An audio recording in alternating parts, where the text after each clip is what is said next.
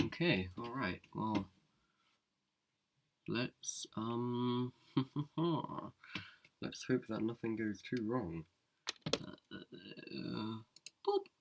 Oh man, boop! Okay, there we go. Hee. Alright, let's just get on with it. So I haven't actually done this before, but I'm hoping that everything goes okay. It should do.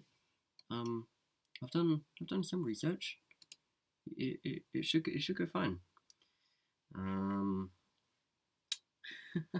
If it doesn't, that would be quite funny. Okay, if anything goes horribly wrong, tell me, please. Thank you. That'd be really appreciated. Okay, right. General. This is where things are probably going to go wrong because I'm trying to do 3D and stream. like a like a 5-year-old laptop. Oh my god, I need a new PC, but it's fine. It should be fine. Okay, right. So, let me explain. I've got, oh my word, I haven't got it. I'm not very well prepared today. Anyway, I want to create like, I'm doing this web series at the minute, which is why I've been gone, not uploading for quite a while. But yeah, this is what I'm working on, and it's primarily all CGI, which makes everything a lot easier for me because I need to make like gazillions of VFX shots, which is very funny. Um, but it should be okay. But I want to just walk you through my process. So I want to create like, so I don't really want to give too much away, because I want to keep you all on the edge of your seats. But it's like, it's this dystopian, futuristic, sci-fi kind of deal. The things that I've been doing at the minute look kind of cool. Hopefully it should turn out okay. But I want to create like this overpass, like like New York, they have like the overpasses for like the subway trains and things, which is super fun. I kind of want to do something like that. So I recorded this video the other day, just a little one. Let me airdrop it to my Mac real quick so I can actually work with it. Let me find it. Oh, here it is. Okay, right. Airdrop. Ba, ba, da, ba, da.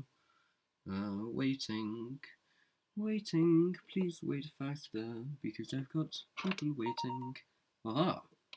The beautiful sound of a file being airdropped. Okay.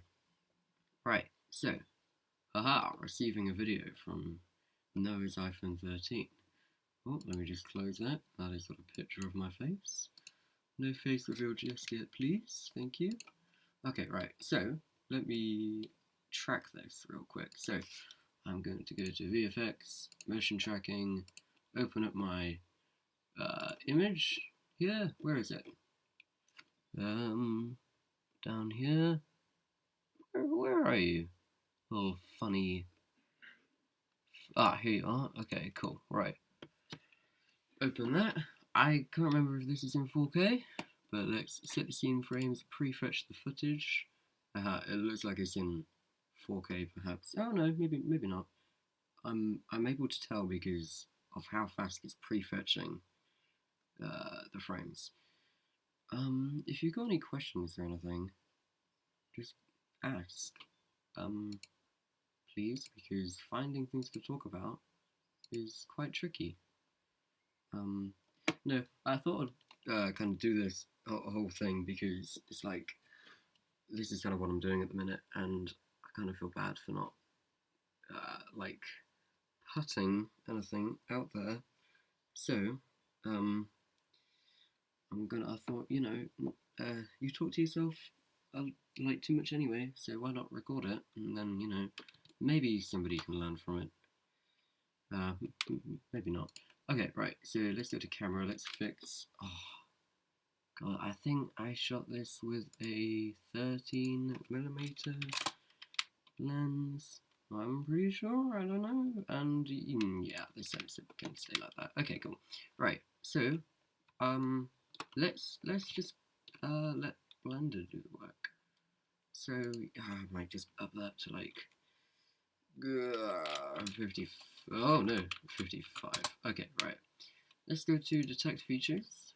Okay, there we go. Right, threshold set to like 1.1, set the distance to like 80. We're gonna get a lot of loading, a lot of little loading icons today because I'm working on a i5, Intel i5 2015 MacBook Air, which is, very fun to work with anyway, but it's going to be even more fun today because I'm trying to get it to do 2 things at once. Right, so we're going to track those forwards. Oh, this is chugging so much. Yeah, we'll let it do its thing for a little bit. I was going to try and brute force it, but we might not need to brute force it that much. We'll just let it do its thing, and then we'll clean it up a little bit.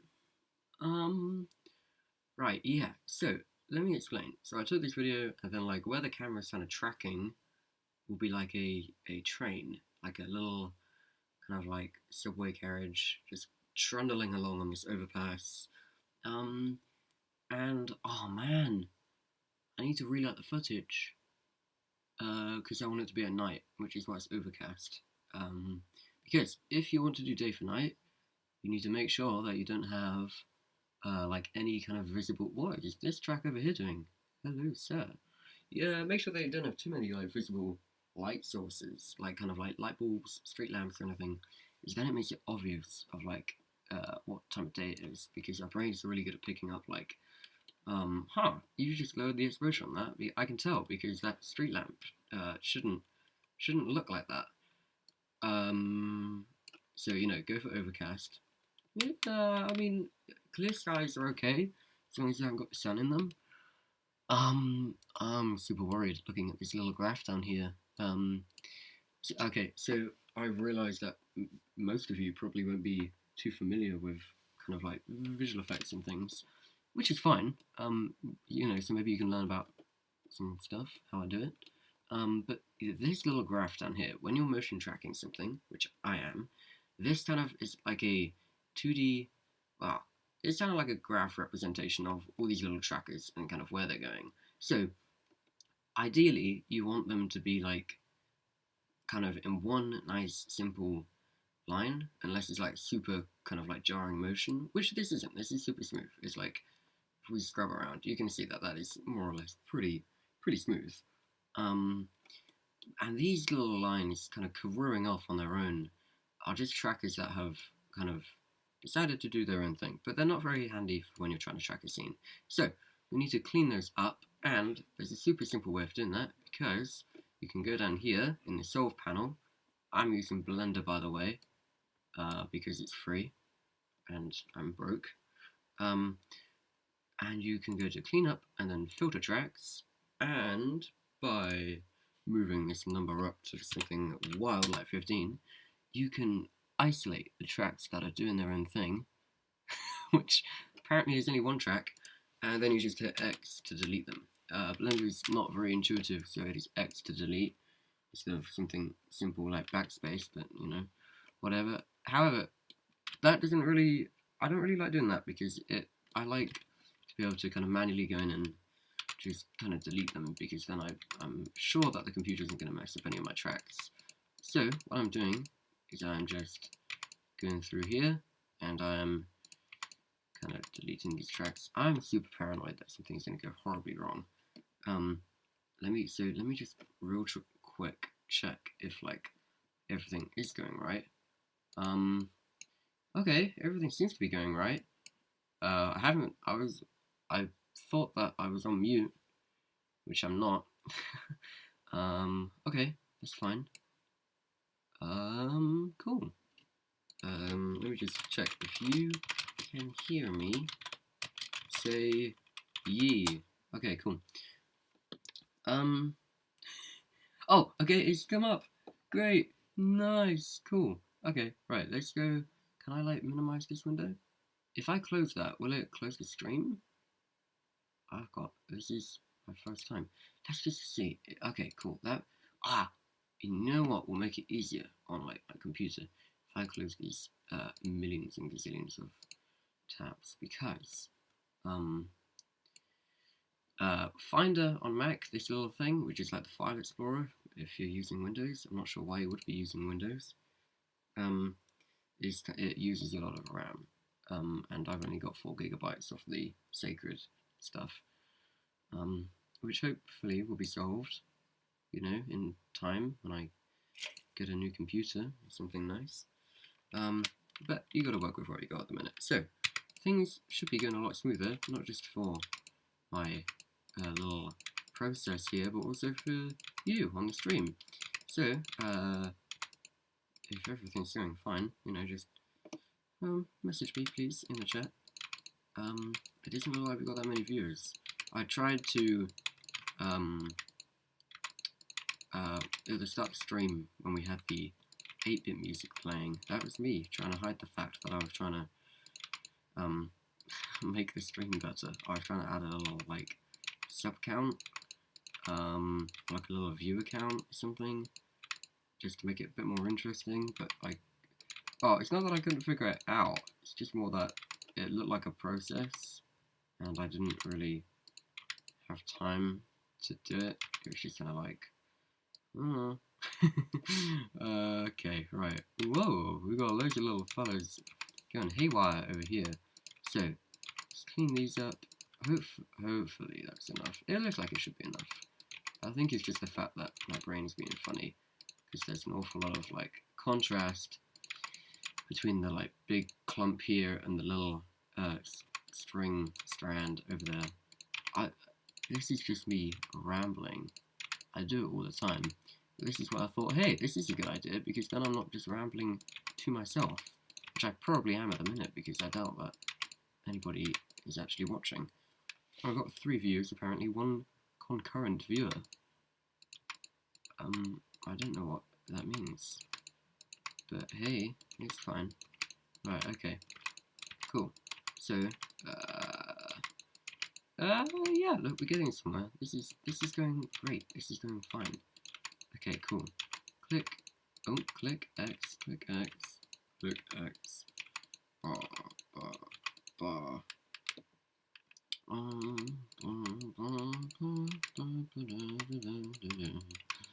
Right, okay. Do you reckon you can get copyrighted for like singing or humming a copyrighted tune? That'd be pretty nifty. Right, okay, cool. Aha, we've got these.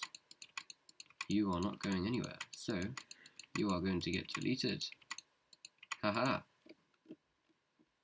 Right, cool. Now that we've done that, let's just select our keyframes.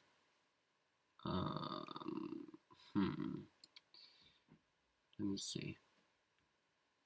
I reckon if we go to something like 15, and then something like 71. Okay, what this is doing, these are kind of like isolating an area of which the computer will look at. It will look at that particular area of footage, and it will go, like, okay, let's look at this and let's analyze this bit of footage, and hopefully the data for this bit of footage will remain constant throughout the rest of it. That probably makes no sense to somebody who's got like no idea what I'm talking about. 5 away from 300 subscribers. Yes, we are. Let's try and reach that goal. You clearly have already helped reach that goal because you're subscribed, which means that you can type in the chat. Oh, that's a really good track. Yeah, let me finish talking to you first. Yeah, so, if you're subscribed, you can type in the chat. But, so this up here, it says Solver 0.46 pixels. By the way, Egg Noodles, can you just type in the chat if you can hear me okay? Everything's going fine. I'm super paranoid that nothing is going fine and everything's going to go down the drain. Yeah, so this solve error up here, this actually means how good of a motion track you've got. So, if it is, you ideally want it below 1, because otherwise you'll get that like horrible slip and slide effect, where like it looks like that whatever CGI you're putting into your shot is like slipping and sliding. So to make sure that it looks like it's nice and anchored, you want that number to be ideally below 1. And like for a first time, that's a pretty good track. Okay, cool. So, you know, I think that's everything. Do you reckon we can be really cheeky and just kind of really get that number a bit lower? We go to reproduction order 1, delete those. I should probably save this file, so let me save it somewhere random where I'll never be able to find it again. Overpass track stream. I'm never very good at typing, but you know, it's fine. I'll understand it if I need to find it. Okay, cool. So I've got it saved, so if anything goes wrong with the file, I can just do that. It's solve camera motion. Oh, we have been super cheeky. Look at that. We've dropped it. Okay, this is going really well. Okay, cool. Let me think. I think that's everything. So I can go back into layout now, and I can add my. Uh, what is that? A speaker? Speaker. What does that do? I've never used a speaker in Blender before, but okay. So this is our 3D camera. For those of you who are unaware, you need a 3D camera if you're doing 3D work. Much like if you're doing practical work, you need a camera to shoot, and you need a virtual camera to shoot whatever CGI you're doing. So, okay, audio is pretty good. Ah, okay, cool. Things are going well. You see, because I've got my YouTube. I've got my YouTube like studio tab open on my other monitor, and it says excellent connection. And you know, I'm not saying that I don't trust Google, but it's like you never know until you actually get a human response. Anyway, I'm rambling. So this is our 3D camera. Now, as you can see, if I hit play, it doesn't move anywhere. But it's like, no, you just tracked that footage. Why isn't that moving anywhere? Because we need to apply a constraint. So if we go over to this tab over here, this is where things can look super complicated if you've never seen a CGI interface before. This little panel over here allows you to control pretty much everything. It's super handy. I didn't even know that that tab existed. But what we want to do is we want to apply a constraint to this camera, kind of a rule that it has to abide by. We hit add object constraint, and then over here in motion tracking, we can go to camera solver, and that just essentially means that kind of the tracking that we did over here will get kind of applied. All of that data will get applied to this camera. So if I hit play, things might get a little bit sluggish, but if I hit play, look at that. Our camera is now following the motion of the motion track. And in my opinion, I think that's pretty cool. And I also think it's pretty cool at how responsive everything is so far and how well everything's going. Knock on wood. My desk is made out of wood, so I knocked on my desk. And now, what I want to do is I want to kind of like recreate this scene, this little area in CGI. That will make it easier for me to kind of like block things out and know where I'm going to position things. So it's very simple geometry. You know, we've got a building here. It's just like a wall. We've got a fence. Not too worried about the trees because what I want to do is I want to put like the overpass in the distance, kind of like traveling over this building here. So all I really need to reconstruct is this building and this fence, kind of. And the rest should be fairly easy. So to kind of understand the depth of things and where things were in real life, Blender kind of is able to calculate the depth and the 3D geometry to a certain extent of things. So all of these trackers have got their own space in 3D space. Let me explain a little bit. So if we go over here to our overlays, if we go to motion tracking, we've got all of these points, and now things are looking a bit more complicated. But it's fine, because if we just kind of lower the size of them so they're just kind of little dots. Okay, cool. Then what we can do is we can just head on over into our camera view, and these little axes represent all of the points. All of the points on our motion track. So let me explain. I'm terrible with words today. So this represents a tracker, and a tracker is one of these little yellow squares, which is tracking a point on the footage. So all of these correspond to a tracker that we put on the footage. Now it doesn't fit in the whole frame, and all of the trackers on here are all in the frame. Like there's not enough of them outside the frame. So what's going on? Well, it's because this camera, this 3D camera, like a real camera, has its own focal length, like how wide or narrow the lens is. We've got to change this to match the lens that we actually shot with. I recorded this on my iPhone. I've got an iPhone 13, so it's like the two lenses. It's got a 26mm, which is your wide lens, as Apple calls it, and a 13mm, which is like the 0.5, as everyone else calls it, because you can take some really funny photos. We've got to set the focal length of our virtual camera, which I'm viewing from here. If I click that, I'm viewing from the virtual camera. We set this to 13mm, because that matches the actual focal length that we shot with. And look, now everything fits within the frame. and everything matches that footage. So look at all these tracks, these little squares, they all now directly align with these squares, points. How cool is that? Maybe not that cool, but you know, whatever. So,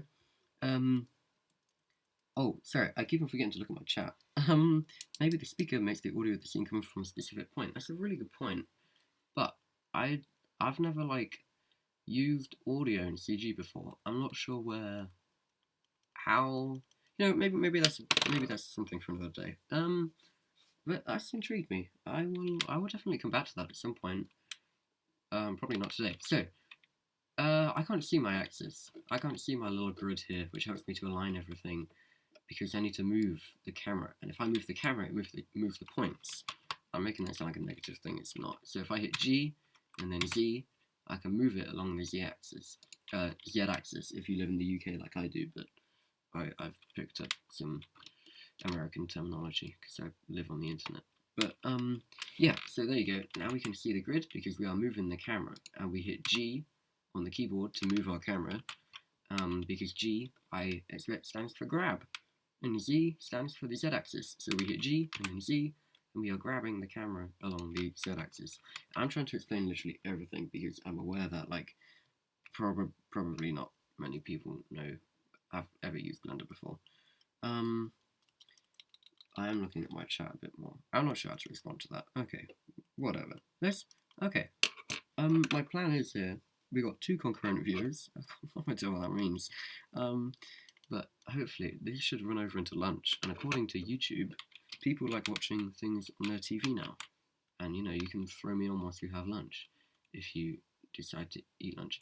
You know, whatever. So, right. I need to add in my actual footage to the camera so I can try and construct things better. To do that, we don't hit depth of field, we hit background images.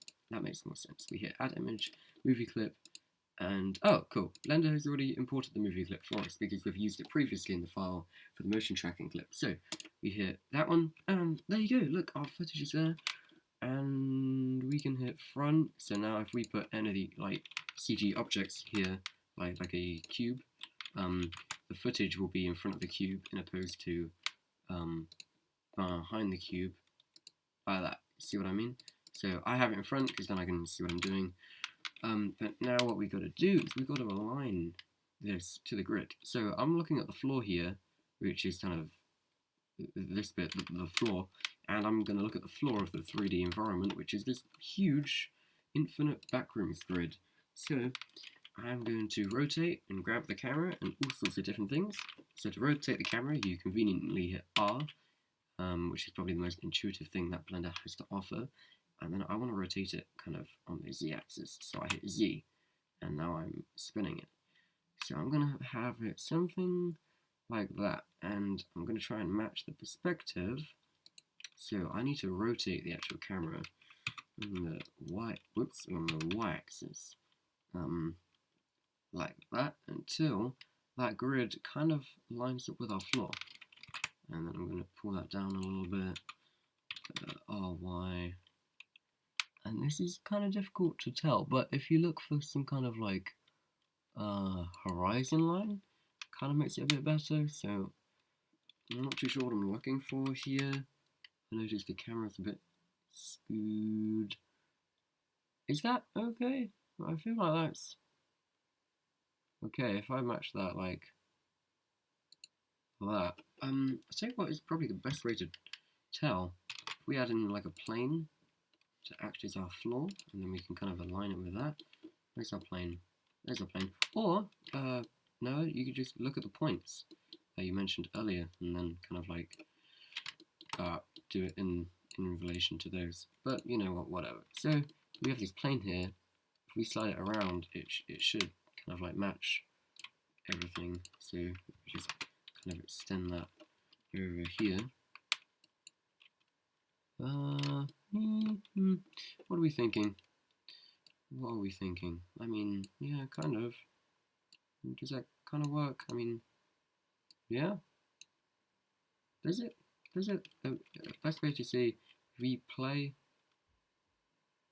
I mean, yeah, it kind of. I've got a better idea. Instead of trying to match it with the floor, let's try and match it with the wall. So, alright, just out of pure instinct, I'm going to move that down. Just because I feel like that's the right thing to do. Okay, right. So, we are going to add in a plane, and we are going to put this plane against this wall here. And we are going to just, this is probably more tricky than I imagined, but hey, you know, learning is cool. You know what, that should be a wall, realistically, so that shouldn't be a diagonal, that should be straight. So, pop it like that, then move that up. What is telling me to stand up because I'm fat? Actually, okay, screw it. You know what? Whatever. So let's just clear our throat. Grabbing a plane. I'm only going to use a plane because we're not going to see like the rest. Whoops, the rest of the wall. Oh, guys, I might have to grab a drink. My throat's gone a bit funny. And these keyboard shortcuts that I've told you about are the same for anything, really. If you want to kind of rotate it locally, by that I mean like, so we've got our little like world orientation axis over here, which is fun, but each object has its own kind of orientation axis, if you know what I mean. And to rotate it along the local one, which is the object's orientation, you just double tap the axis. So like, if I want to rotate this around the y-axis of this object, which wouldn't be this arrow here, it would be probably like going across there. I would hit R to rotate, and then Y again to, let's see, like rotate it instead of along the global y-axis, to rotate it along the local y-axis, which kind of makes everything a lot nicer. Let me see if I can turn on screencast keys, which is a cute little add-on for Blender, which means that people can see what keys you're pressing. Is it part of Blender? Screencast? No, maybe you need to install it incidentally. Okay, whatever. If you've got any questions on what I'm pressing, just tell me. Because I'm not trying to open more apps on this computer because it will blow up. And I don't want it to blow up because it's the only computer I've got at the minute. Okay, right, so I'm just going to map out along these little points. I'm going to reconstruct this geometry. Oh, look at that. That it's going surprisingly well. I'm trying to learn motion tracking a bit better because it's something that's super handy, but kind of like, yeah, I don't know it as well as I should. So I'm trying to get better at that, and I'm not really, guys, I've got a much better idea. Instead of trying to map out the geometry and like, be really silly with that, I can be clever. I can just be clever. If I add in like a plane, I'm gonna show you something that nobody else will ever show you in your life, apart from myself. If I rotate that 90 degrees like that, that's probably facing the wrong way. Did you guys see that? It kind of like flipped up that way. I want it to flip up towards the camera. Okay, cool. So now we got our plane. We're gonna stuff that right in front of the camera. Like that. We're gonna get real close. Actually, no, we're not. We're gonna kind of have it close to the points, because then that's kind of like you're roughly in the same depth. So I'm gonna do that. Scale that up so it fills the entire frame. Like that. Yeah, and you know, I'm just going to scale it along the z-axis, I'm going to scale it along the y-axis. I might rotate it because I'm feeling a bit risky today. You know, I'm going live on like a potato PC, and then I'm trying to go, hey, why don't you try and do visual effects as well, you idiot? So you know, why not? Okay, cool, right, nice. So now we've got this plane, what we can do is let's just turn off our background footage real quick for dramatic effect. So we've got this plane.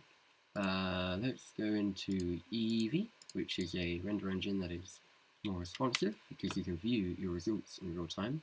If I head over to rendered view and wait for the loading symbol on the i5 chip, because it is an i5 chip and everything takes forever when you're trying to do CGI. Right, cool. So now this is our scene. It looks very dark because we've got no lights, but this is what it would look like if it's rendered out. So like in this region here, this is what it would look like. So let me just clear that. There we go. Cool. So I'm gonna go into the shader editor. A shader is essentially a really funny word for material. I'm going to add a new material to this plane that we've just created. Let's call this footage. Cool. And then I'm going to go, now this is where things get a little complicated, but you know, I think if I explain it pretty well, you guys will get the hang of it. So, when you're creating materials in Blender, I think for any CG software, you use a node-based system, which is this. So each node means something.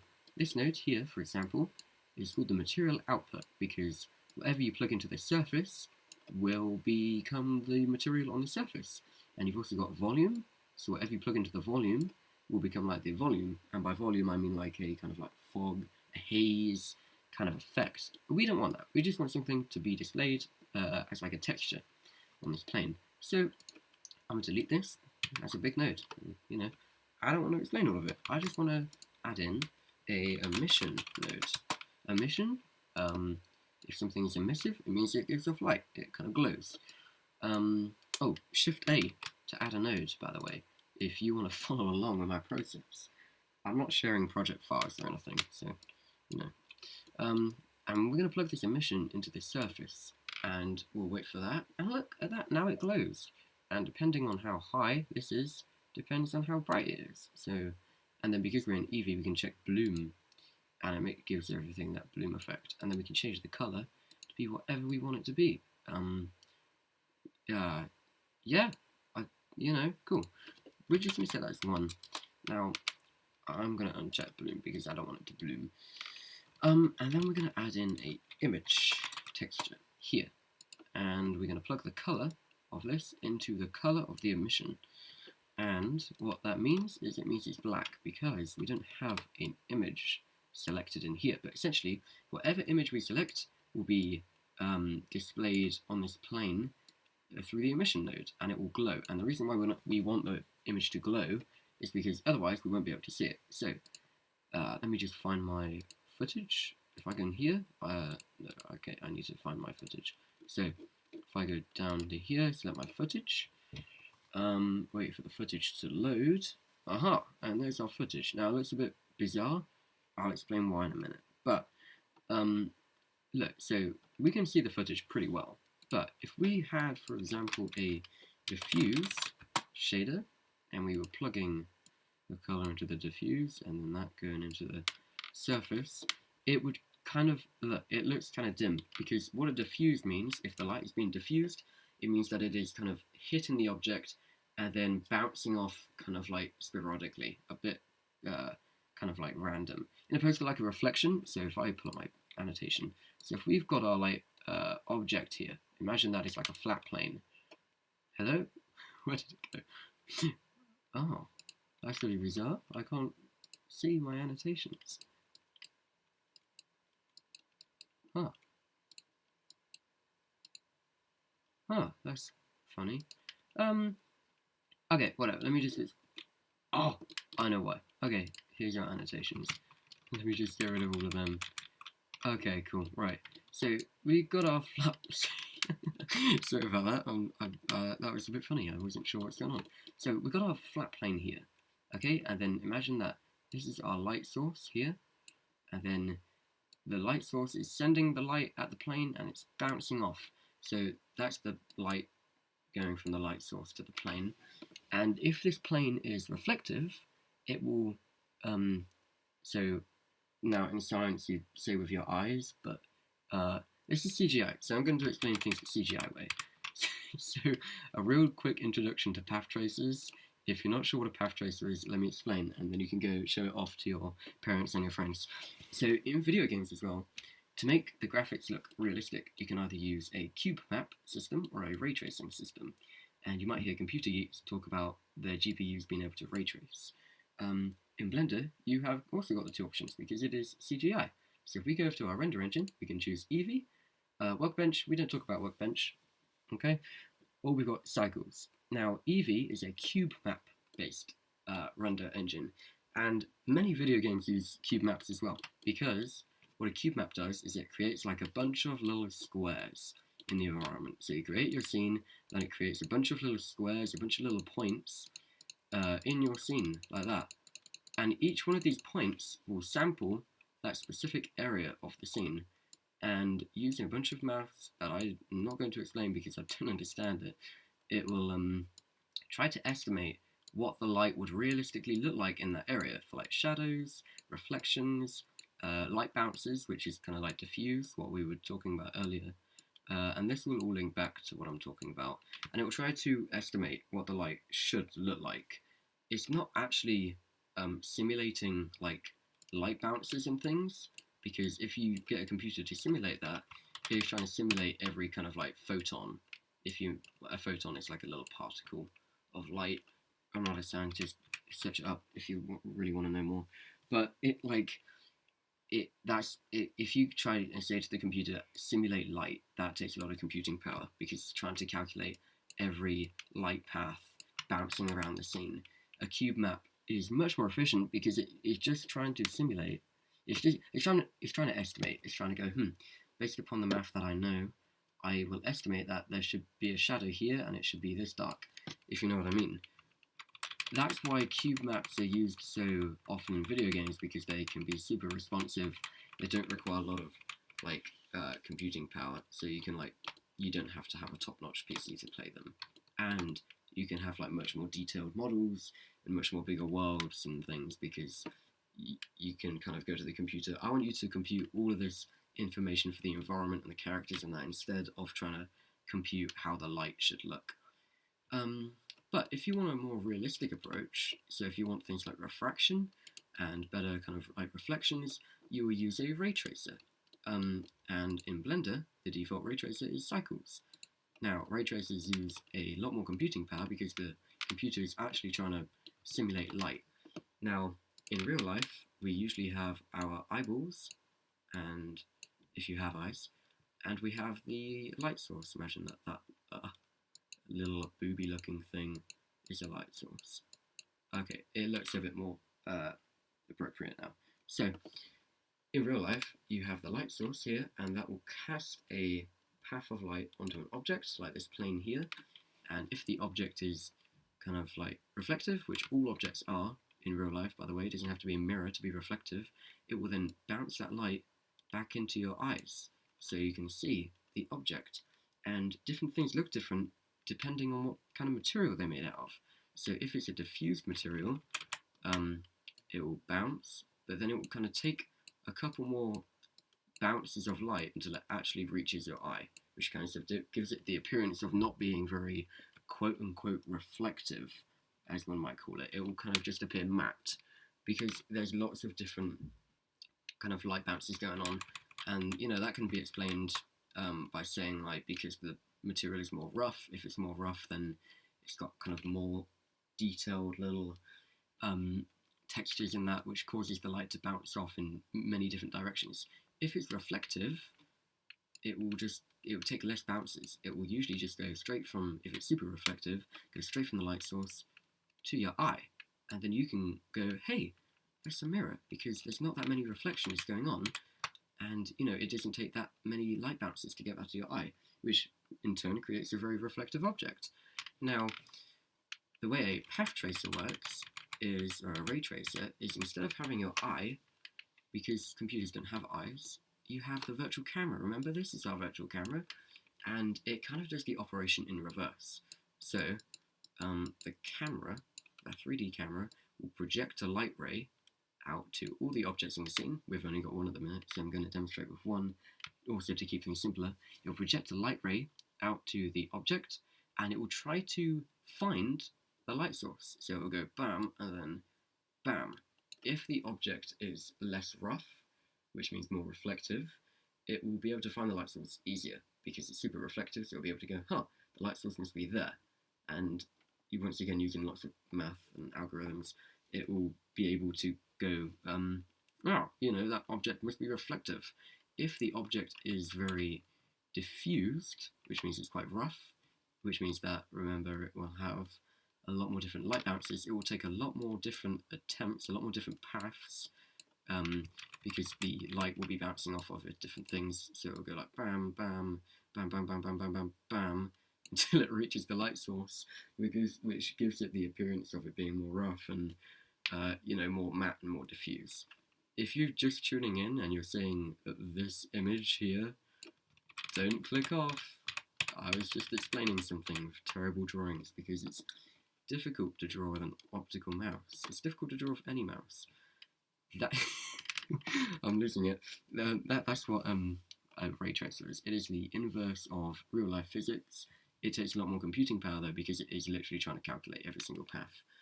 What were we talking about before then? Well, actually, we were talking about emission and diffuse. So remember, diffuse means that it is more rough, so it will ignore this slider down there. Don't worry about that. It means it will take more attempts, more light bounces to find the light source, which means that it will, it will appear more matte in opposed to shiny and reflective. If you don't believe me, if you want a better example, because you're like, what the hell is he saying? So remember, we applied this footage, we applied our footage to the plane so that, this is going to be what is displayed as the material on the plane if we click on that. Now, because we're using a diffuse shader here, you can see it's quite dark because it's quite rough, which means that the camera is kind of taking more time to actually estimate where the light source is. However, if we have it as an emission shader, which means that the actual object is giving off light, the camera finds it super easy to estimate to find where the light is coming from, because this material, this thing right in front of it, is the thing that is acting as the light source because it is using an emission, which makes it brighter. The long and short of this is, I'm using an emission shader because it makes it easier for me to see the footage. That's it. That is literally it. So, after that super long explanation, which has probably dropped viewers, if you learnt something, tell me. If you're not sure about something, tell me. And if you want me to move on, tell me. I want to move on anyway, though, because this image, it shouldn't be like that. That's not the right orientation. Right, we're just going to up the amount of frames, hit auto refresh. That just means that it will refresh without me having to kind of like refresh the system. So if I hit play, this should in theory play the footage as well. But it shouldn't be looking like that. So we're going to hit Control T on this node here, and then that will map it correctly. But it's not really doing that at the minute. So we need to change the way it's mapping it, the way it's orientating this footage. So we're going to change it from UV to a window, which means that it kind of projects it from the camera's point of view. See? Look at that. It now is orientated correctly, but we've still got all of this. It's trying to do things around the edges. So we just go over to here, and we go to, instead of repeat, we want it to actually clip. And that means that it just makes it black. Now, we didn't want the black there, because we're being super finicky. So we can go and add a mix shader, and we will add a transparent shader. If I can type. It's still not how you spell transparent. Transparent. There's a transparent shader. Okay, cool. And then we're going to plug the transparent shader into the mix shader, and in theory, whatever is... that didn't work. Then if we go to... maybe? No? Maybe that in there? If this doesn't work, I'm going to give up, because... right, it doesn't have an alpha channel. Color... oh, wait, hang on. Okay, ignore everything that I said, because that didn't work. That was just embarrassing. Okay, if there's black around the edges, don't worry about it, just ignore it. Right, cool. So now that we got that there, we can actually start doing some cool stuff. Now, remember, I just want this overpass going over this building. But what I can do is I can kind of just cut out the building because I'm being super cheeky. Can I? Maybe this whole thing didn't work, and I just explained path traces for nothing. Let me think. Maybe if I hide that. Right. Guys, I'm not too sure. I'm not too sure about how to go about doing this. I might just do it how I was originally going to do it and just create this scene. So I'm going to try and orientate the camera just to make my life a little bit better. Like that. And you know, let's have that like that kind of deal. I feel like that should be whatever. Okay, adding a plane. Let's just try and do this. Let's just try and make this happen. Let's just make this work. Because I feel kind of stupid that I just kind of went through that whole diversion of explaining how light works for viewers. So I'm just gonna try some stuff and see if it works. So I'm just gonna try what I was gonna do before. Right, we need to actually turn on our background images again because now I can see what I'm doing. Okay, cool, plane. Okay, cool. Let's see. Let's try and do things. My Mac is getting super hot. Okay. Okay, alright. That's being funky. Why is that doing that? I've got something wrong with the perspective here. Maybe I haven't. Maybe I can just cheat and do that. Haha. Yeah, okay, cool. Right. Right, and now if I scrub. Okay, that. I didn't want that to work because I cheated, but it kind of works. Okay. Right, is that gonna. Whoa, what's going on? Aha, could you maybe not? Something funny is going on. So I'm not gonna like blocking like the little details like this ridge and that, because it really doesn't matter. It's just I just want it to kind of be rough, like a rough little estimate, a word. I just need it to kind of just roughly match. But I might have to do that. No, I won't. It'll be fine. No, stop worrying. Okay, cool. So now if we hit play, things will go super slow. And that should match though. You see the orange outline? It kind of matches with the building. Yeah, that works. And that's all we really need, because the reason why I'm doing this is because I want the overpass to be behind this object. This object isn't CGI though, so it can't go in front, technically. So, we got to do that, and then we've also got to do the same for this fence over here, because that is a foreground object, which means that we need that in front of the thing, in front of the overpass. So if I do that, RX 90, sounds like a computer. Get the RX 90 today.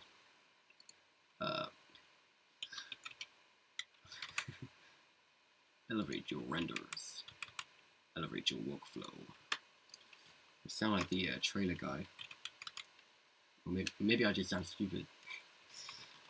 I like to think I sound like the trailer guy. Okay, when I do that. Cool. Just move that over. My mic is getting super loud. Okay, cool. You know what? I'm not going to worry too much about those trees. Okay, so in theory, we've got our scene blocked out. Notice how like that moves when it moves. That's cool, right? That's fine. Oh, we should probably get a floor in too. It doesn't matter that it's not technically fine, but it matters enough. Um, it it it's fine. It will work, and that is all I'm asking for. Okay, I'm not gonna worry too much about like blocking up the floor on that because the floor isn't really that important. But there we go, we blocked out our scene. That's cute. Now what we can do, this is at an angle, which is gonna make everything super difficult to do. Okay, right. Let's just hide everything and let's go and cry. Joking. Right. So this will become our overpass for our train. I'm going to spend a bit of time modeling this because I actually want it to look good. So let's go to mirror modifier, mirror object. Boop. That's not going to work. Haha. You know what? We don't need a mirror modifier. We don't have to have it symmetrical. We can just do what we want. Okay, this is going to be the side of the overpass. So I'm thinking something kind of cyberpunk, something kind of dystopian, because that is actually the genre I'm trying to go for. So maybe something like that. And then let's just add an edge loop so I can do some cool stuff. If I grab these, GZ, aha, Zooey Mama, okay. Like you screaming at your screen like, no, what the hell are you doing? Getting way too excited about this. Okay, and then, haha, do that. And if we're feeling super clever, we can do a little bit more. We can like, oh yeah, we could just like drag those down. Like that. Like that. And this will be like one segment, so I'm gonna like array these to make it longer, if you know what I mean. Cool. Alright, nice. We need some more details. How are we gonna do that? With edge loops, control or command R to add an edge loop, and this adds like a edge loop. So if we do that, and then we slide that up, and then we can add another one. This allows you, this gives you more geometry to work with, which means that you can push and pull things in ways that you would have never imagined. Okay, cool. So like we can inset that a little bit, and then we could like do that. Yeah, okay. And then like do that. Yeah, and then do, oh yeah, something like that. Okay, cool. And then, oh yeah, you could like maybe extrude those down a little bit. Yeah, okay.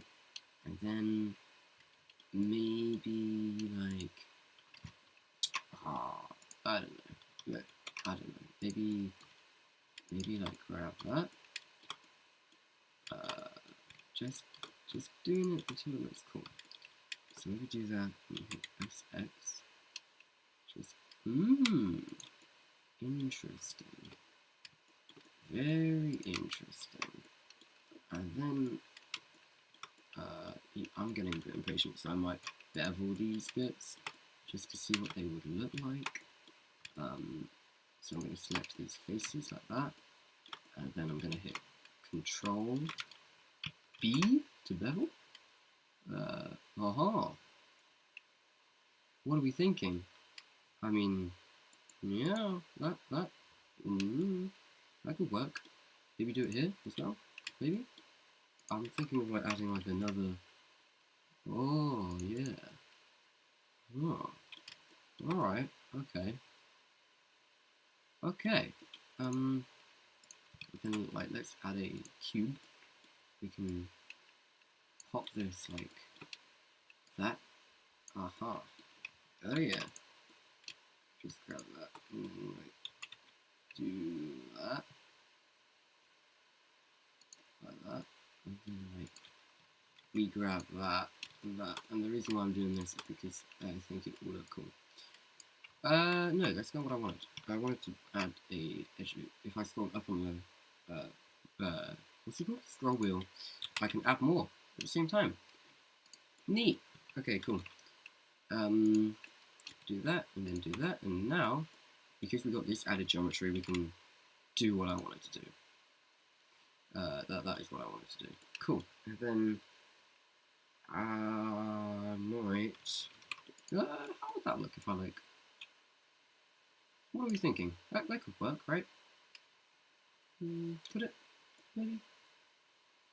I'm not too sure about how I feel about this negative space. It's filling me with negativity, this negative space. So what are we going to do about it? Well, I'm not too sure. Maybe let's add, like, let's insert these a little bit. Like that. And then, maybe, if we hit ESY to extrude and scale out, maybe, but then we get rid of that beautiful little thing that we had. We had a beautiful little thing, and now we've lost it. So, I'm going to do SY, and then I'm going to grab these to kind of bring them back, and I can retrieve what I lost.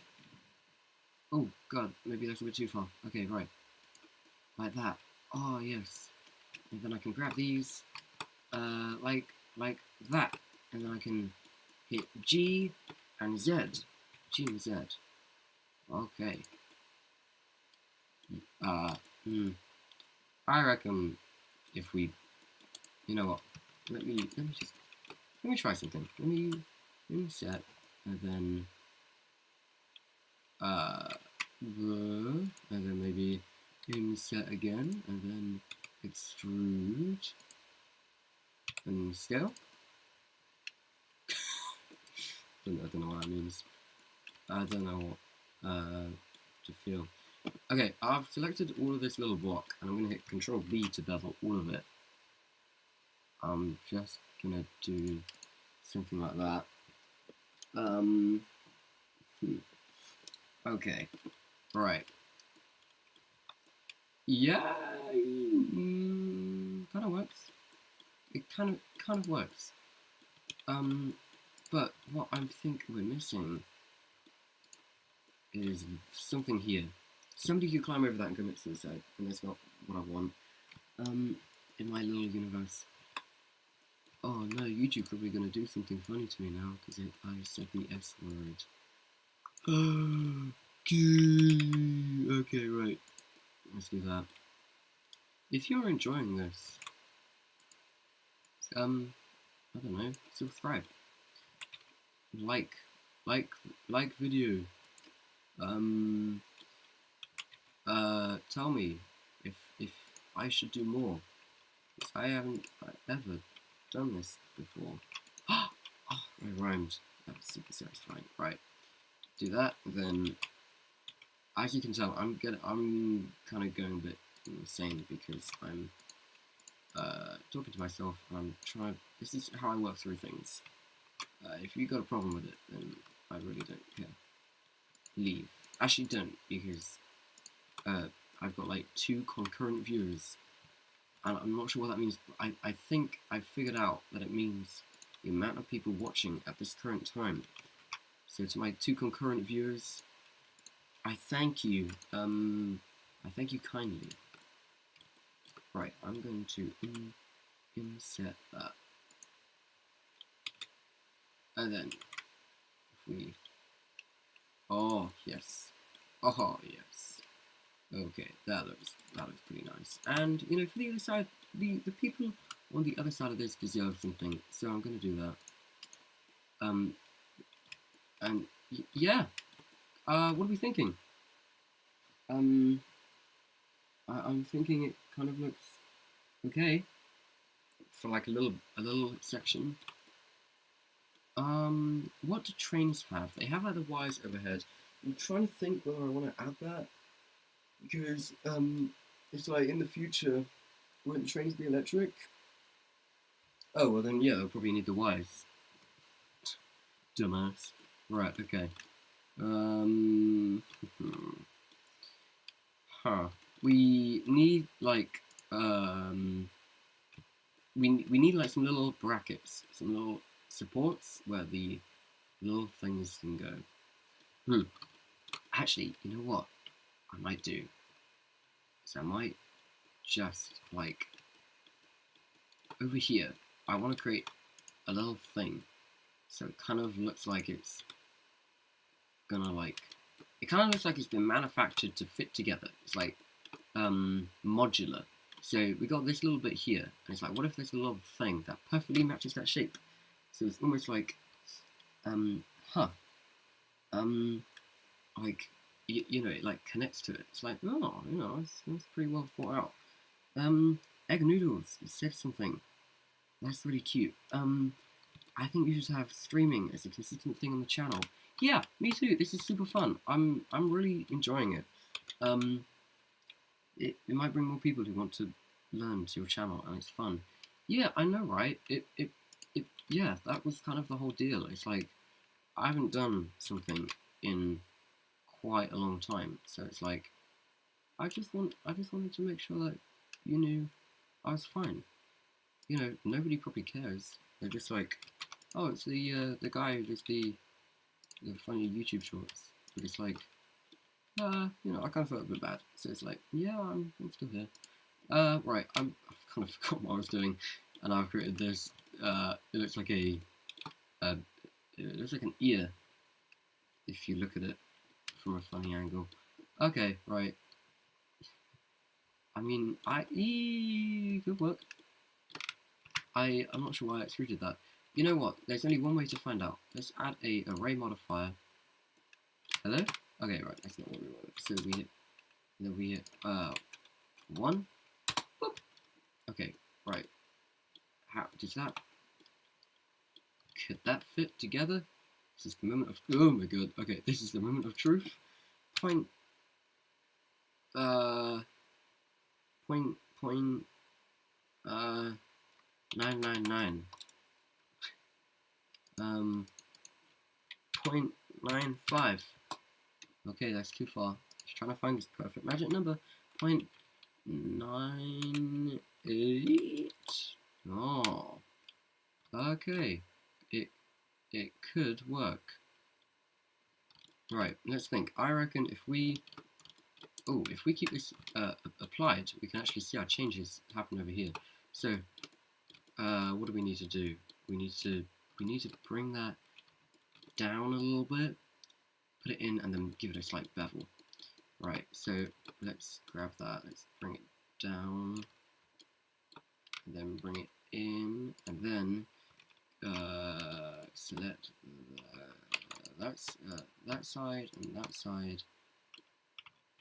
Give it a cute bevel. Oh, not too much. I just want like that. Okay. All right. Yes. Okay, we need to bring it in a bit more. Okay, right. X-ray view is Alt-Z because X-ray begins with X, and that would be intuitive to have it be Alt-X. We're gonna hit C for our circle selection tool, and we're gonna select that bit there. Hit Enter, and then come out of that, and then we can just grab all of that, pull that in a little bit. Oh, we are getting somewhere. If we zoom out and hit GY, we can. Oh God. Okay. Huh. Interesting. I didn't expect that to happen. Right. So that is kind of dragging that there. So to avoid clipping issues, I'm gonna do that. Then I'm gonna. Oh, that's really weird. I think. Do that. Then if we, does that mean if we hit that, we can do that? Yeah, okay, kind of works. Cool. And then let's just give that a bevel. Just, oh god, okay, just a little bit like that. Okay, nice. And then if I select all of that and give all of it, it's like, actually maybe not all of it. If I hit L and up here and hit Shift L, no, that doesn't work. L, L, down here, L, aha. And then if I hit Control B, give it a really, really tiny bevel, everything in real life has a slight bevel to it. Look at whatever you're watching this on right now. Look at the edges, no matter how sharp it may be. I've screwed that up a little bit, but it's fine. It would always have a slight bevel to it. Nothing's perfectly sharp. In CGI, because the computer's doing the work, and computers are perfect most of the time, it doesn't apply that natural bevel. So you've got to do it, and the bevel also catches the light in a very specific way, which makes it look more realistic. But in my opinion, I just think it makes it look nicer if everything's got that little bit of Shazam to it.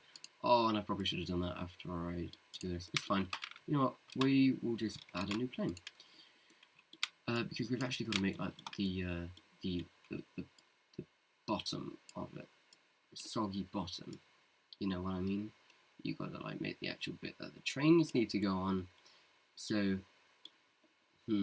I reckon if we start over here and see how far up we want that. So maybe something like that? Maybe? Like that? Okay, cool. Yeah. Whatever, no, it works. Okay. Cute.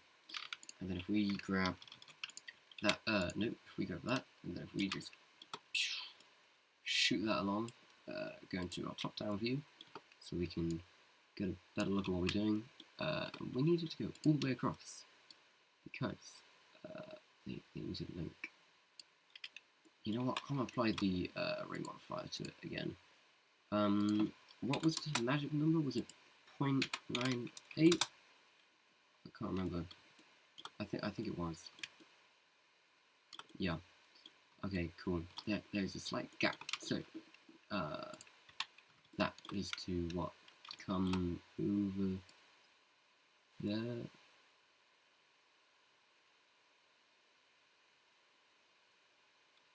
Like that. And then, if we grab this. Oh, okay, I think that's connected to it, but I was being a bit stupid. Okay, cool. Right, so now, let's see.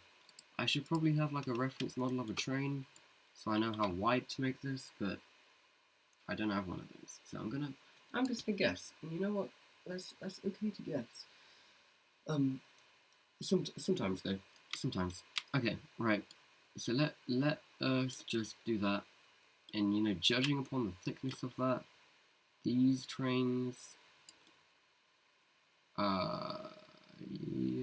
I'll tell you what, I've got a dude in my asset library.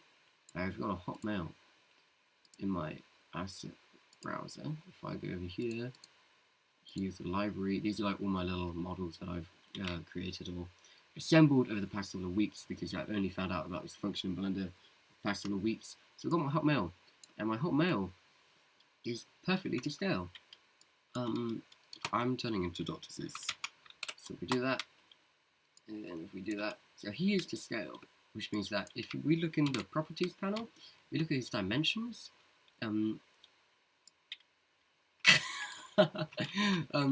he's got a scale on the y-axis of 1.75 meters, which is 5'9", I believe, which is roughly, it is the average human male height. But the reason why I've got him is not because he will actually be used in any final renders, but because he's super handy for reference, which means that I can model things to scale, which means that this barrier here is huge.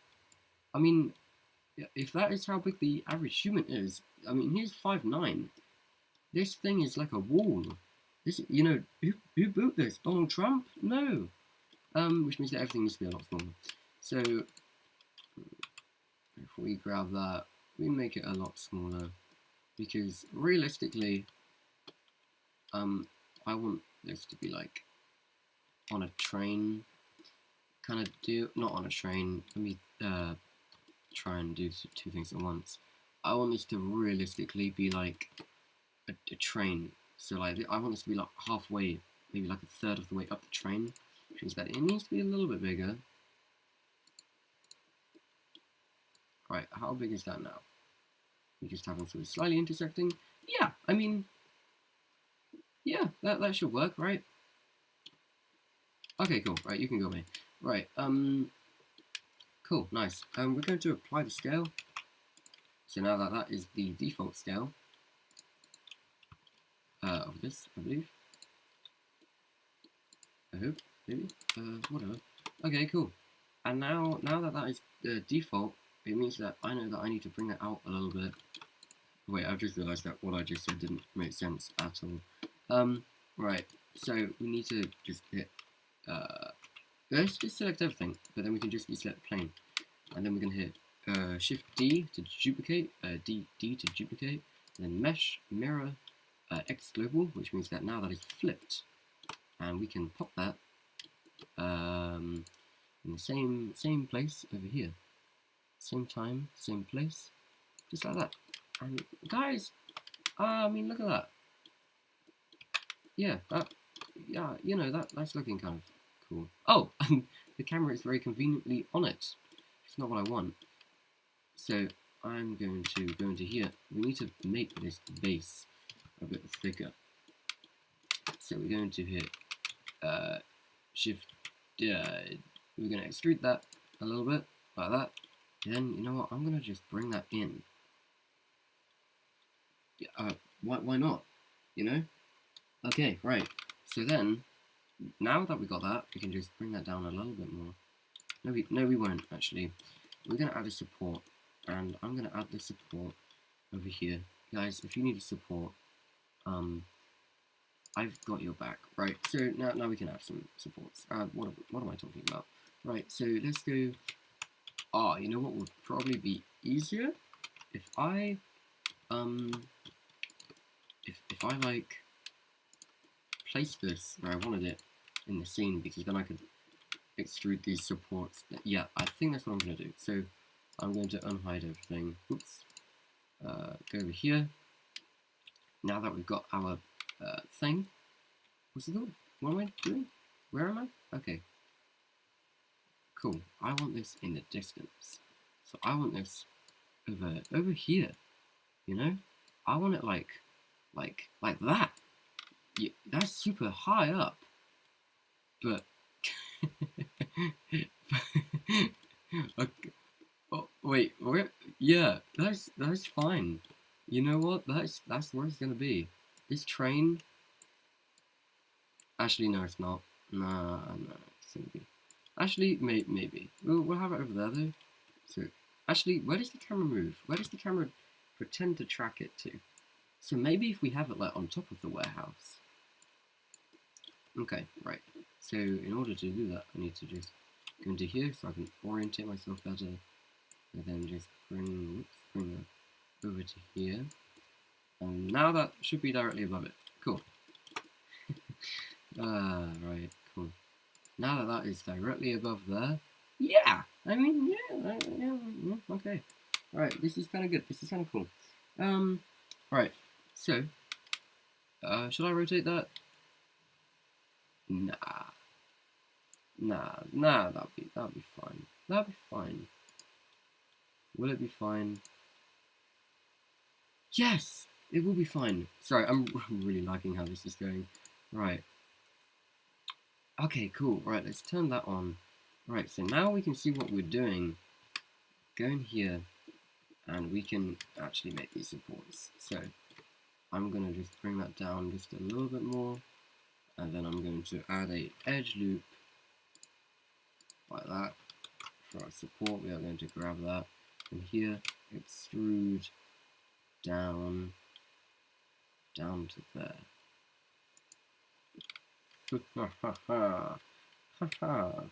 What? Hello? Wait, how did I do that? What did I do? Oh, it's this little button underneath the escape key. Oh, so if I, guys, oh, that's a really handy little keyboard shortcut. I had no idea about that. Okay, cool. I need to drag this over a little bit, just to make sure that that is completely covered. Cool. Okay, right. My phone is blowing up because I've got Discord. Yes, and we can make it go on for ever and ever and ever and ever. Cool. Right. Okay. Nice. So, oh man, realistically, these trees. No, it'll be fine. We'll have a building there. We'll make more work for ourselves. We'll have a building. Oh god. Okay, right. Okay. Okay. I'm just reassuring myself that everything is gonna be fine. Right. Okay, we need to add like some little wire things for our train to run on. So where should we have these? I reckon I'm Batman. Okay, right. We'll have that one there. How wide are these meant to be? Oh, I should really be looking at reference, but I'm not. And then, you know what we'll do? We'll extrude that. And then we'll inset? Intrude.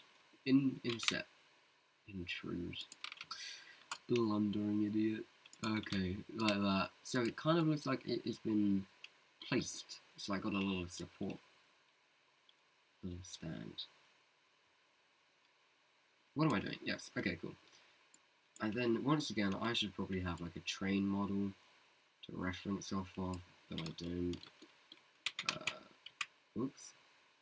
And then if we just go something like that. I had a dream that I was doing this last night, and I like was at a station, and I was like, huh. And it was actually a really informative dream because it was like, oh, that's a great little idea, and I should do that. Because I was like looking at the traffic lights and I was like, I didn't think of signal lights. My trains should have signal lights. Now, yeah, that's fine. Okay, right, cool. Now what I'm going to do is I'm going to do that. I'm going to hit L. Okay, not what I thought. Actually, that is exactly what I thought.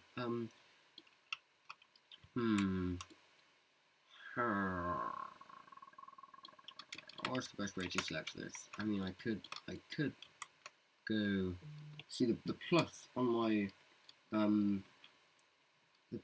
keyboard, on my numpad keyboard, doesn't work. So I don't really use it because if I use it, it like gets stuck down, and I need to pull out this handy little pencil crown to unstick it. But you know what? Let's find a way. So I want to select. Let me explain what I'm doing. I want to select this whole little bit here, which will become the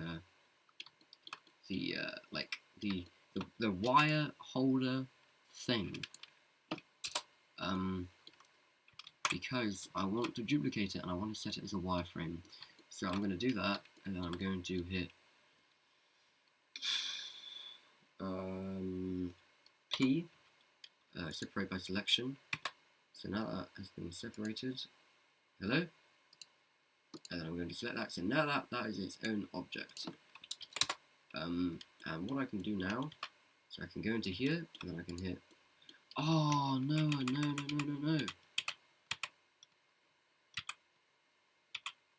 Okay, right. I don't need to select the base because I want the base to remain part of the part of the rest of the overpass structure. Because what I'm going to do is I need to separate it to become its own object. Because I'm going to apply what is called the wireframe modifier. And well, what does that do? Well, you see all these lines, all the edges. It kind of solidifies that, and it turns it into a wireframe. And it's really cool if you're like making scaffolding or whatever, because like you just have to create a cube essentially, and then subdivide it a bunch of times, and it does the rest for you. That's cool, right? Okay. Now that we got that, now we can make sure that everything is selected, which it is. We can hit P, escape by selection, and you notice it kind of thickens up. That's only because it's still got the wireframe modifier applied to it. So I'm going to just hide that for the time being so it doesn't confuse me. Right, now that we've done that, tab into edit mode, and I'm going to add in a bunch of edge loops on here, some more geometry. I'm going to just add in, what did you say? Maybe like 2 more there. And then over here, I'm going to select all of these faces, and I'm going to hit, you know, I'll give it a couple more edge loops.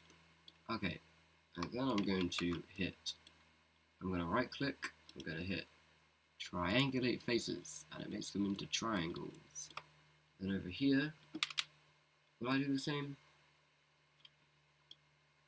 Nah, I don't think I'll do the same. Because now what I can do is I can tab out, and I can, let's get rid of that array modifier. I'm going to add a wireframe, and look, see what I mean? Like, how cool is that? And like now you can't really see it, but it doesn't matter. We'll thicken this boy up like that. Haha. Haha. Oh, what have I done? Okay, cool. Yeah, you know, is that thick enough? Yes. He says as he adds more thickness to it. Yes, that's fine. Okay, and then we'll add a bevel modifier, because remember, not everything in real life is straight. And I want it to kind of have a little bit of a bevel, so we will do a bit like that. Cool. Haha. Nice. And then what we will do is ask my viewers what you're having for lunch. What are you having for lunch? Put it in. Egg noodles? Are you having egg noodles? That'd be kind of cool if you are, I'm not gonna lie. Oh, I really want some noodles now. Okay, right. Then we can put our array modifier back on. And we'll see it's in the wrong direction, silly Billy. Right. We hit 1. That doesn't do a lot, so I need to go in here. And I need to just keep increasing this value until it reaches the stand here, the little holder we made for it, remember? Okay, cool. Cool. Is that in? Now she's in me, always with me, tiny dancer in my head. Right, 13.07. Okay, right, yeah, that kind of works. Got a hole. There's a hole there. There's a hole in the bottom of my brain. Right. And then if we, yeah, look at that. And then that should go on forever. Cool. No. Okay, we actually need those there. Cool. Okay. How cool is that? See? And look now. Look at that. We've made an overpass, guys. Look at what we've achieved. Unfortunately, no egg noodles. What? That's not good. What are you having then? Yeah, you know, what are you doing? What are you having? I mean, look, guys, look at that. Don't you think the value's cool? Oh, we're not in rendered view. Okay, and I've still got my stupid background. Let me turn that off. God, look at that. Alright, cool. So now, now what do I do? Now I could set these as holdout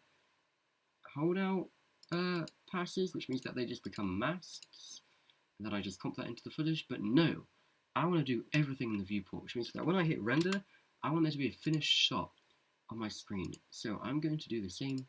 Remember the thing that we did for the footage? Where we do that, and then if we like wait for this to load, just a sandwich.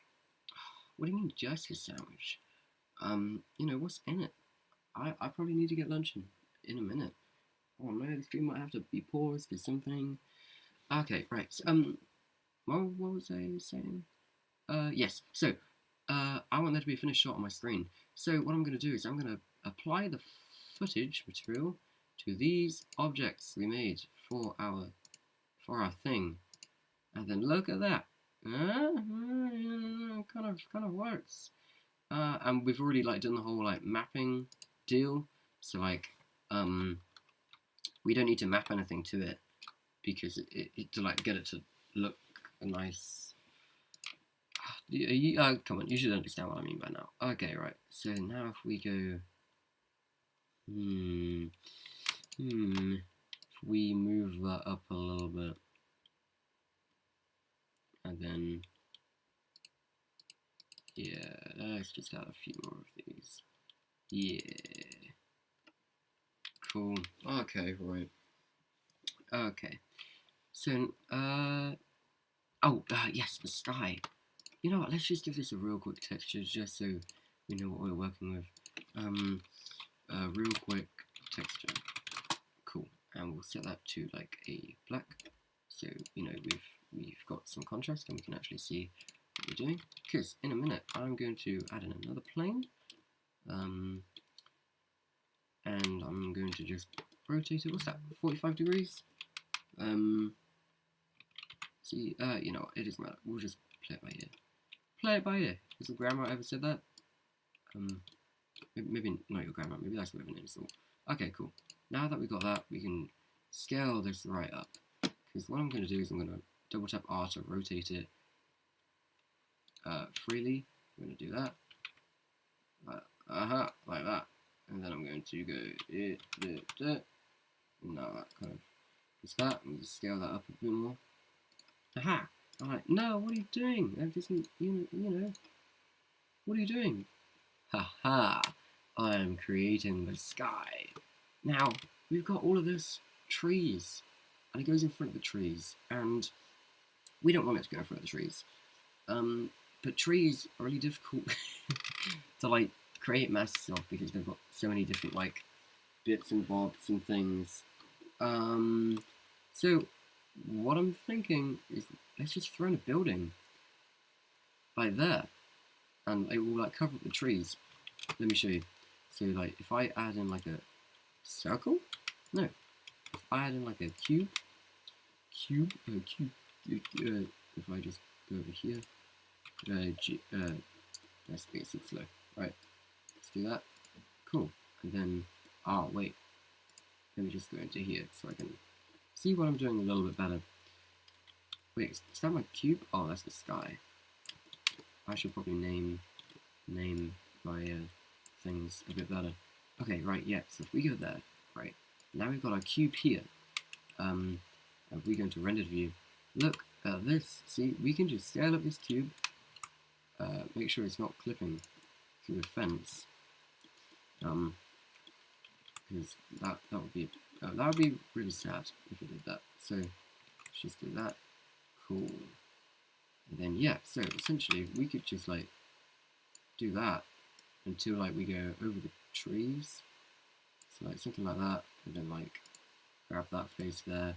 See, and then okay. So it covers up the track a little bit, but my main point is that it covers up the tree, so like you can't see the tree, and the tree can't see you. And then look, if we scrub through it, there we go. That's an object in our scene.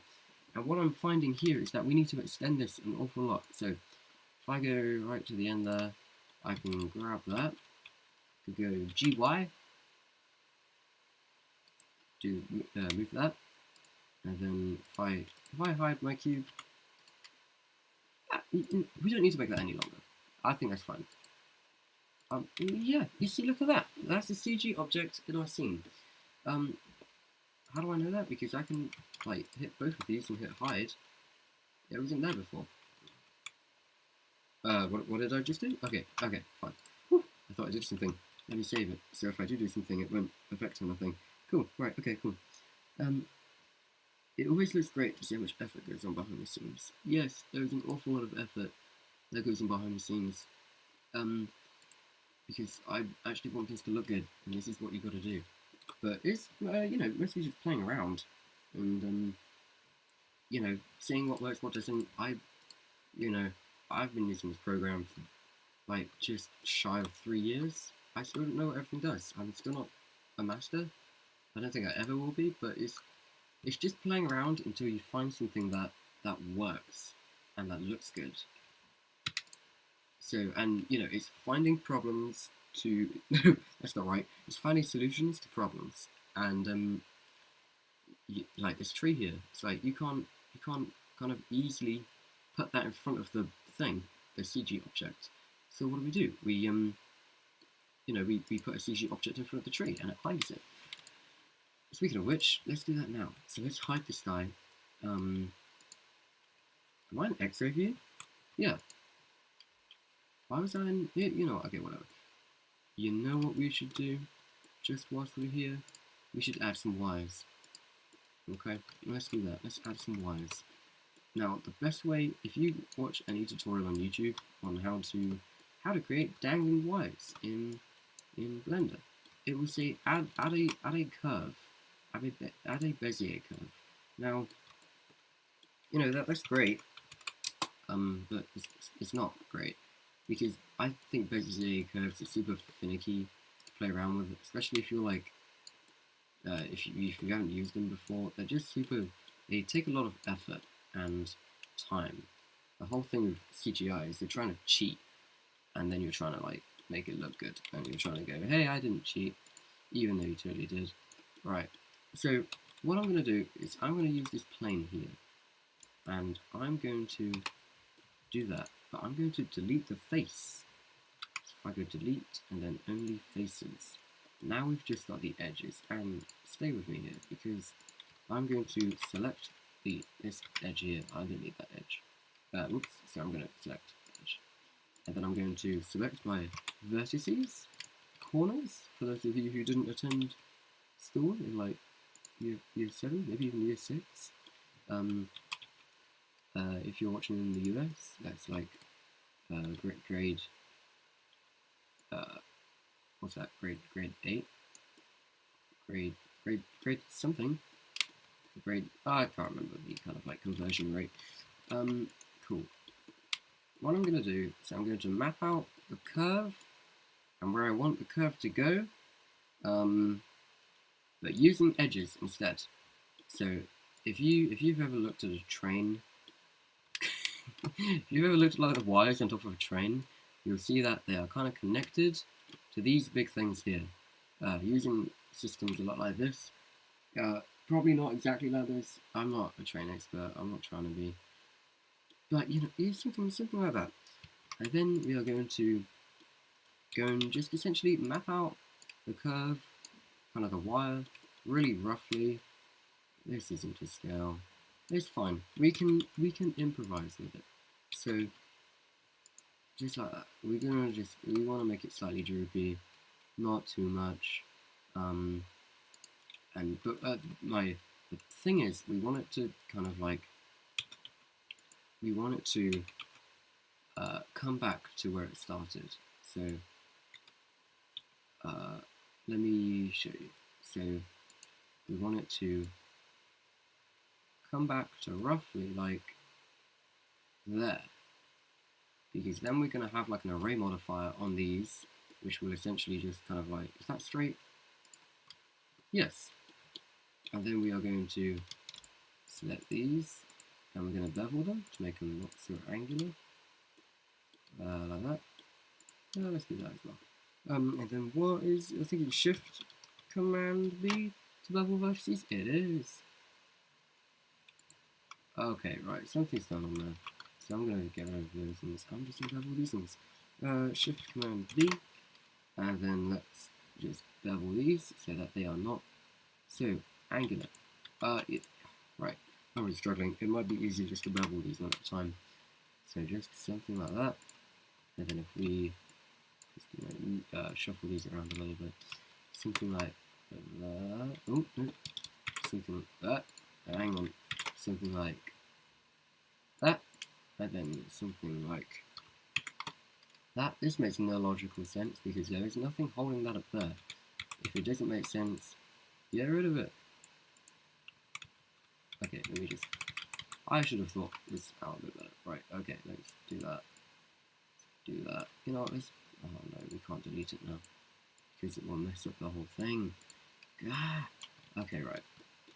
And we probably don't need to bevel that too much now, but we're going to do it anyway. Just like that, and then just like that.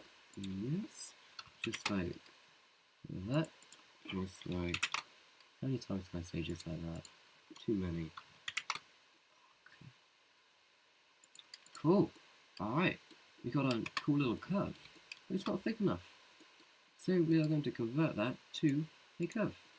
But we kind of did the whole designing process using vertices because it made it a lot easier. And then in the curve properties here, we can adjust the depth.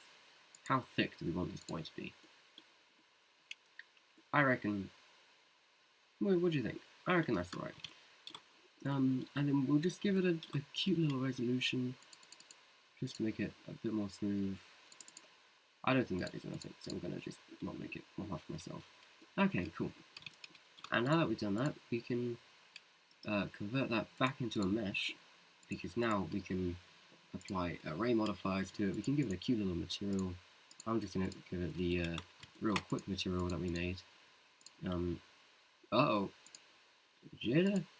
Okay, right. Array. It's going the wrong way. Ah! Okay, right. One. Haha, C. I started speaking Spanish. C. Senor. Okay, 0.9. Nope, that's too far. 0.999. Is that... no. 0.97? Nope, 0.98, surely. Yes. Okay, cool. And look, see, now that it's going to duplicate forever and ever and ever. And the great thing is that we can... well, it's fine. We can then also duplicate that. So, obviously there isn't one. And I think there should be like 4. I don't know. Yeah, okay, let's just do it. And I'm going to hit Alt-D to duplicate. Now, if I hit Alt-D and it goes to Shift-D to duplicate, it will create what is called an instance of that object, which means that it is a bit like a ghost. Woo! It doesn't actually exist. It's a ghost of the original. In opposed to like an actual duplicate where it is its own object. If I edit something about this, so say if I do that, look, it does it to all of it. And the reason why I'm doing that is because it saves memory, it saves data. If we look at the faces down here, the bottom right, if you follow my cursor down here, that is how many faces are in the actual scene. And you want to keep that to a minimum.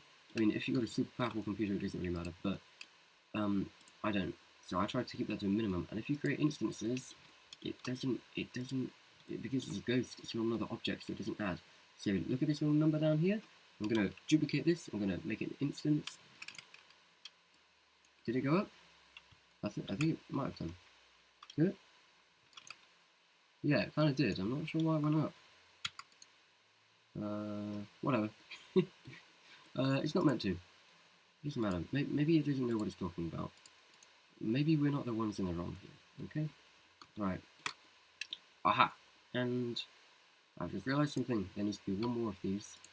So I'm going to shuffle all of these up one by just grabbing that and just making sure that they align like that.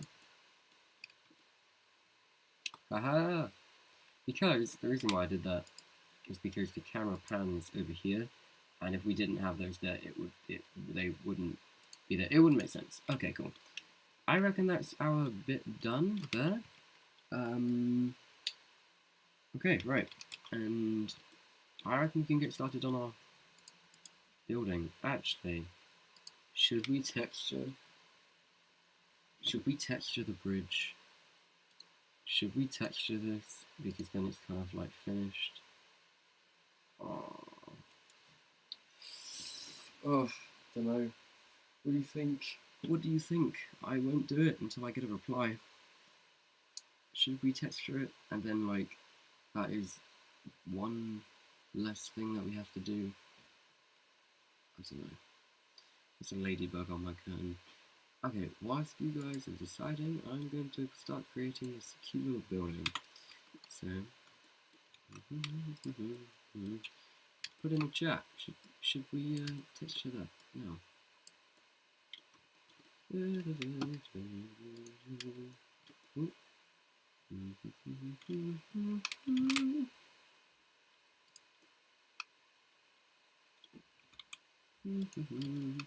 Right, we will move that over there.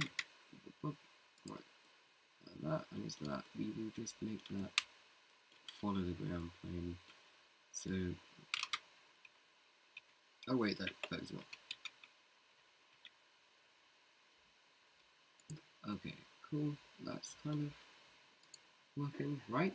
That's working. Okay.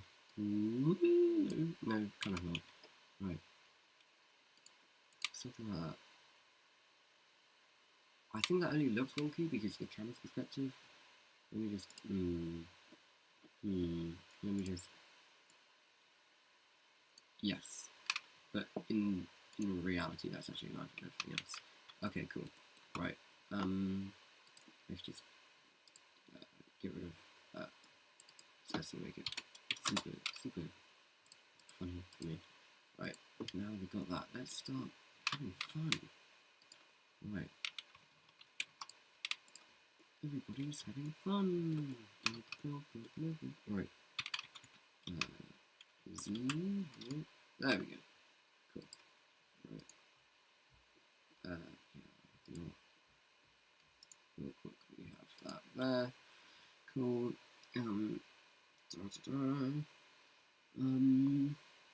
Cool. Nice.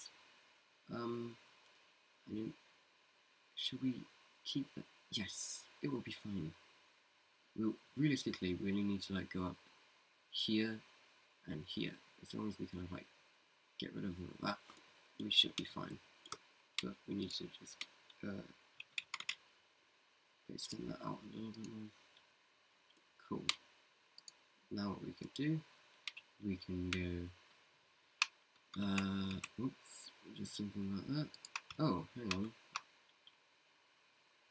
That's not what I wanted.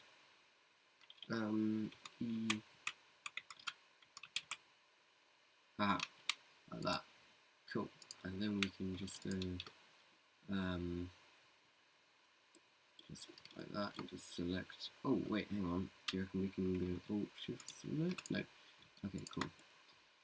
Okay, right. We'll just grab all of these around here. We'll just create like a cute little rim around the edge. Cool, nice. Oh, this is super nauseating to work with because of the whole thing going on. And then balcony, yes. Okay, cool. So we'll put that there, and then we will just put that. Let's extrude this one up like that. Yeah. Yes. Okay. Yes, we'll go up a little bit more, I think. And then we will just go out. It doesn't have to really make sense, I don't think. Cool. That is that. Oh, okay, right. Yes, like that. Cool. Grab these and then actually no, let's just do that. And we can kind of leave some of the branches there because we can be like, hey, they're just trees that are behind the house building thing. Right. And then we'll grab that. Extrude that up. Yeah. And that could be a tree behind it. Yes. Okay, guys, that works. This is working really, really well. Cool. Right, nice.